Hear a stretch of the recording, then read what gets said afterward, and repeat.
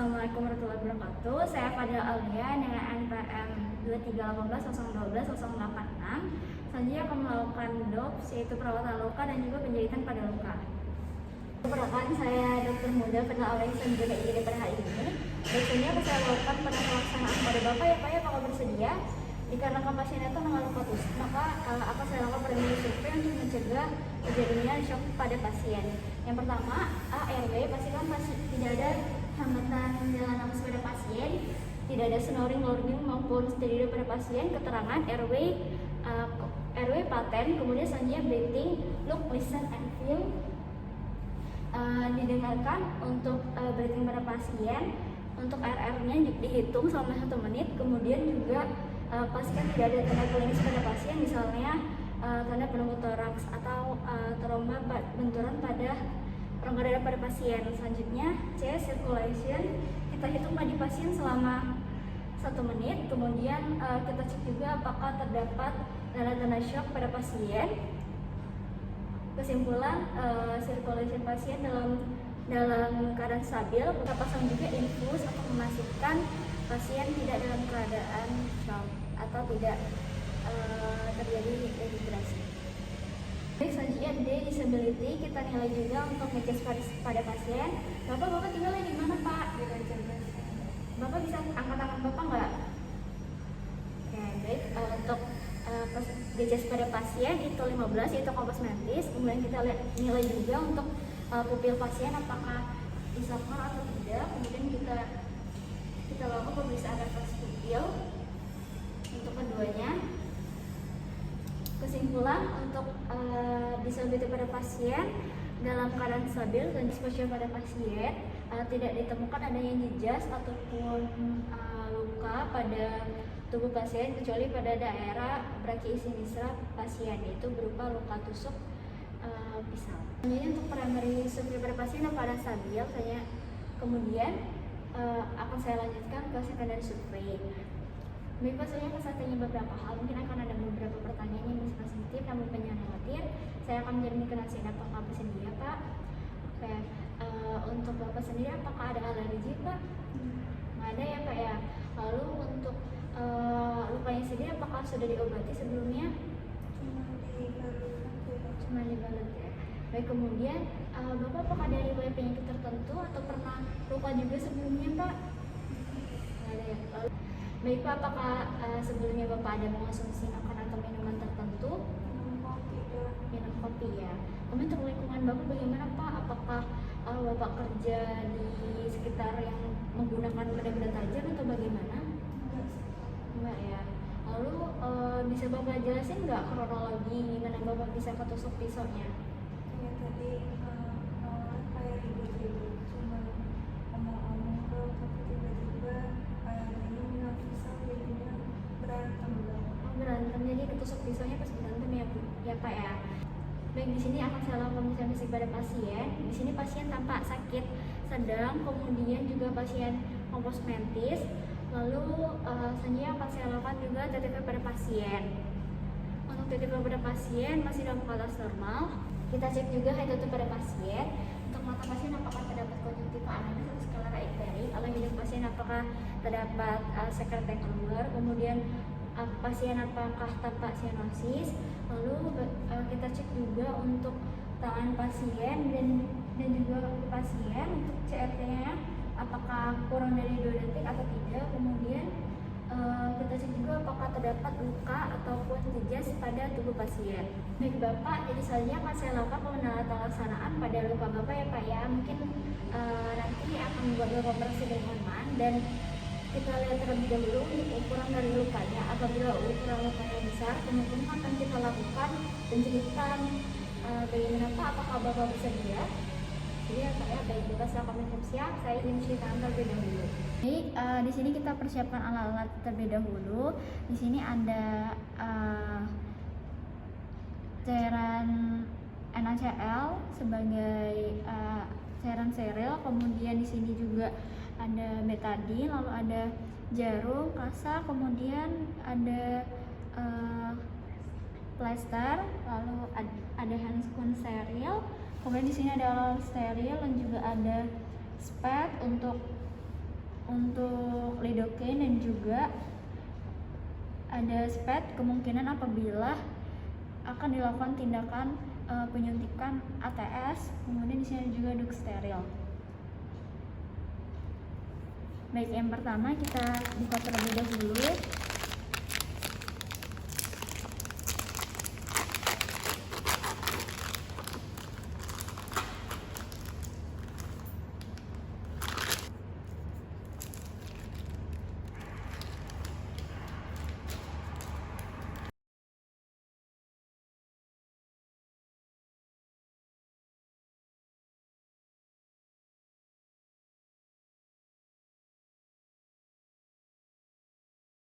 Kita akan menggunakan handscoon.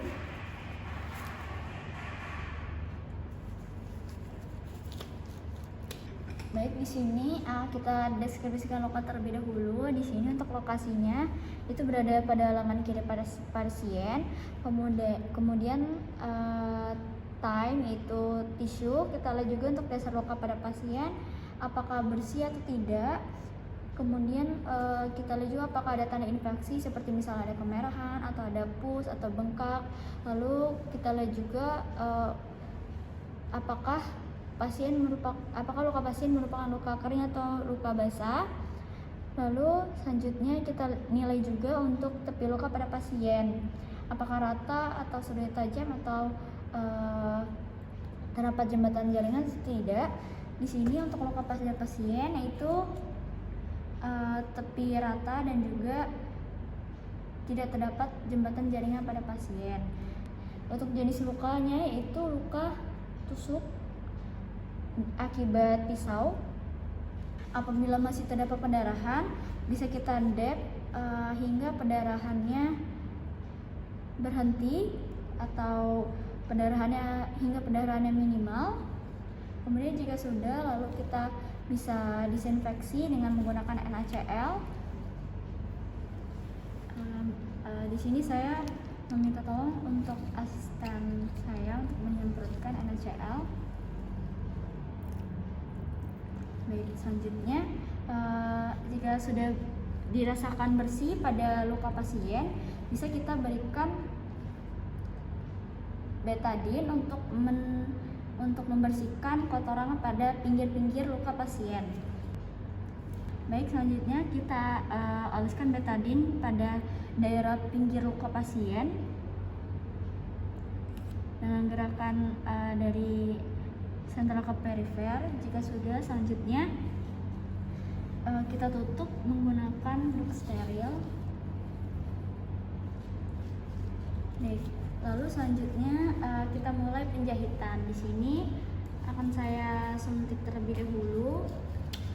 Untuk anestesi pada pasien menggunakan lidocaine.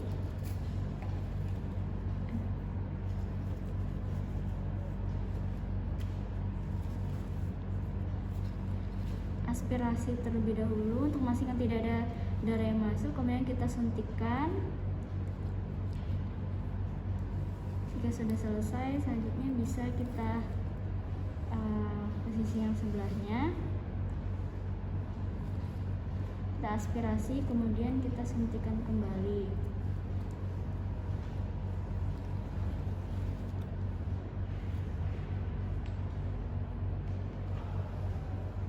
Aspirasi lalu suntik. Kemudian jika sudah, di sisi satunya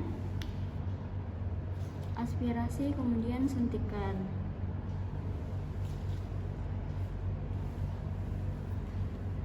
Jika dirasa sudah cukup untuk anestesinya, bisa kita tunggu hingga anestesi bekerja. Baik Pak, apakah masih terasa sakit Pak? Enggak ya. Jadi kita bisa persiapkan untuk penjahitan pada pasien.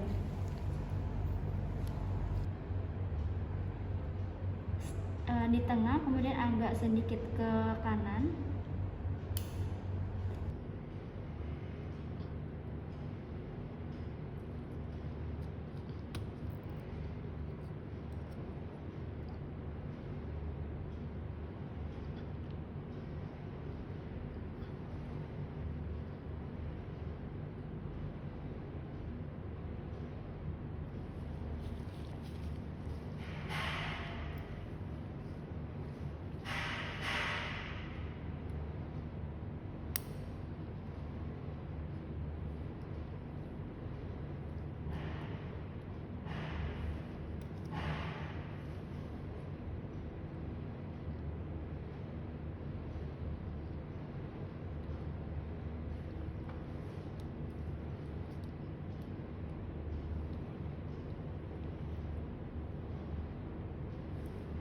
bisa digunting.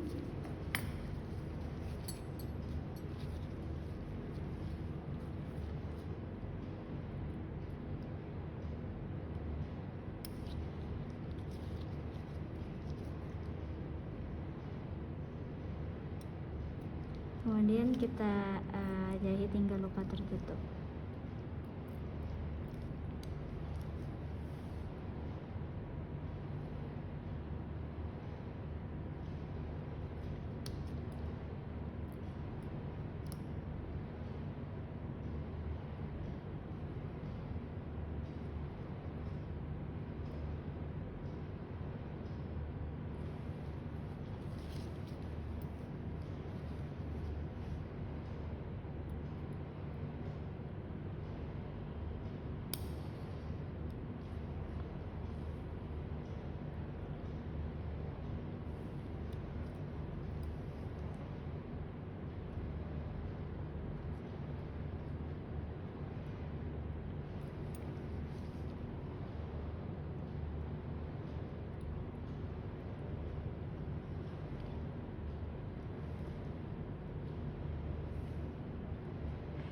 Kemudian kita gunting.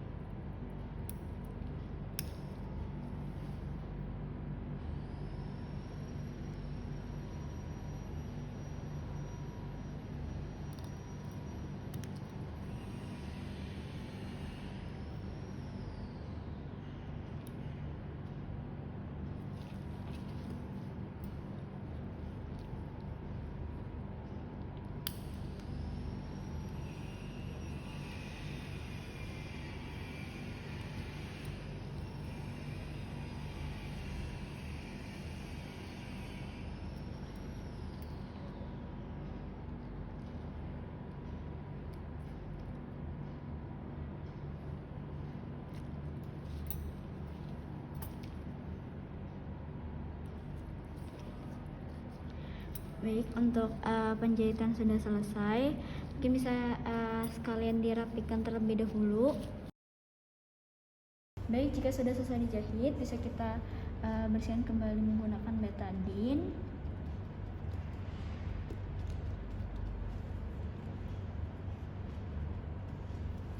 Jika sudah selesai, bisa kita tutup luka dengan kasa yang dioleskan betadine, kemudian kita tutup dengan plaster.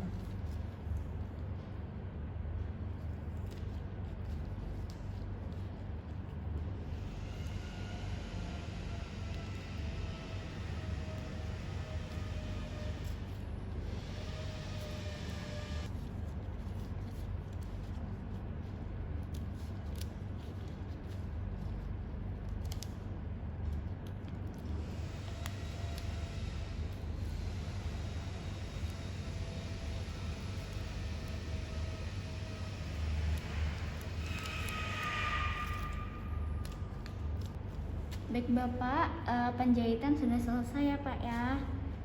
Ini kita haluskan dengan alkohol swab terlebih dahulu, kemudian kita lakukan tanda apabila daerah tersebut merupakan kita lakukan skin test.